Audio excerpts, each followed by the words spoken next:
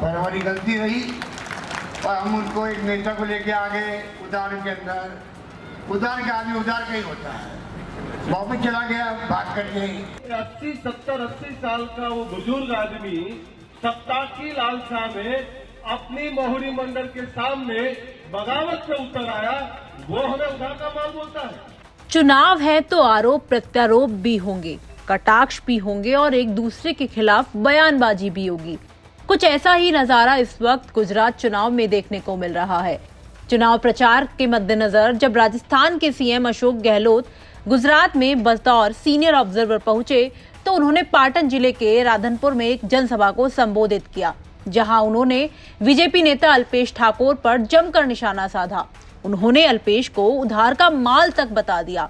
आखिर गहलोत ने ऐसा क्यों कहा, ये भी हम आपको बताएंगे, लेकिन उससे पहले अशोक गहलोत ने क्या कुछ कहा, ये सुनिए। पिछली बार चूक गए, हमारी से गलती हो गई।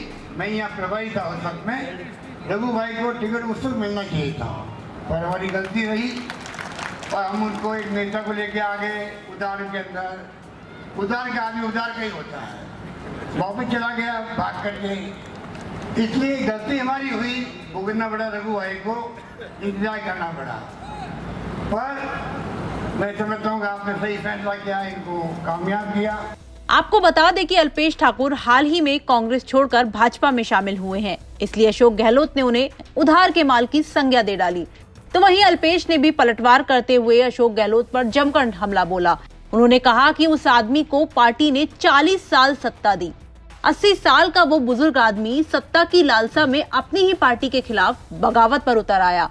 अब ऐसा आदमी हमें उधार का माल बोलता है, जो खुद पार्टी के अनुशासन में नहीं रहता। इसके अलावा अल्पेश ने और क्या कहा, आप खुद सुनिए। आपको जान के ताज्जुब होगा, उस आदमी को उसकी पार्टी ने 40 साल सत्ता दी। मैं राजस्थान के मुख्यमंत्री की बात कर रहा हूं। 40 साल उसको उसकी पार्टी ने सत्ता में रखा। जब उसकी पार्टी के नेताओं ने बोला कि तेरे को बदलना है और सीएम नहीं रहना है और किसी और कार्यकर्ता को बनाना है, तो वही 80 साल का वो बुजुर्ग आदमी सत्ता की लालसा में अपनी मोहरी मंडल के सामने बगावत से उतर आया, वो हमें उधार का माल बोलता है, जो खुद पार्टी के अनुशासन में नहीं रहता। और अगर हम उधार का माल है तो हमने तो उतना उधार दिया आपको कि पिछली बार सत्ता बनाने के करीब आ गए थे, पर अब की बार वो उधार का माल वापिस ले रहे हैं। 20 सीट भी गुजरात के अंदर नहीं आने देंगे आपको बता दें कि 2017 के चुनाव से पहले अल्पेश गुजरात कांग्रेस में शामिल हुए थे। नहीं, गुजरात की राजनीति में अल्पेश ठाकुर का कद कितना बड़ा है, इस बात का अंदाजा आप इसी बात से लगा सकते हैं कि अल्पेश को कांग्रेस ज्वाइन कराने के लिए राहुल गांधी खुद गुजरात आए थे। अल्पेश ठाकुर ने साल 2017 में कांग्रेस के टिकट पर राधनपुर सीट से चुनाव भी जीता था। हालांकि साल 2019 के उपचुनाव में उन्हें हार का सामना करना पड़ा। कहा जाता है कि 2017 में भी चुनाव जीतने के बाद अल्पेश मंत्री पद चाहते थे, लेकिन कांग्रेस बहुमत में नहीं आ पाई, जिसकी वजह से अल्पेश ने कांग्रेस को छोड़ दिया और बीजेपी में शामिल हो गए।